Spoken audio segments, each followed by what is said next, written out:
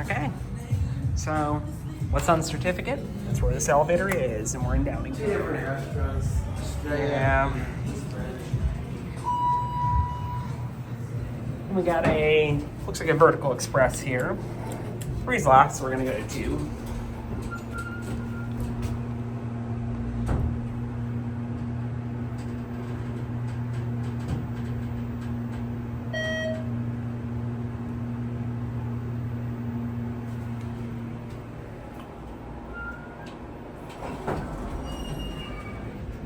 East Branch Brewing up here.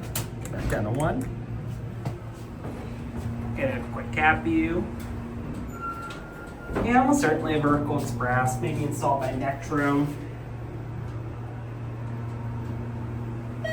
It's an elevator is what it is.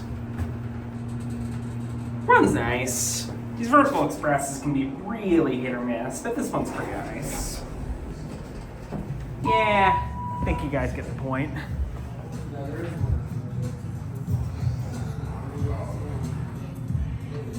All right, and that is it.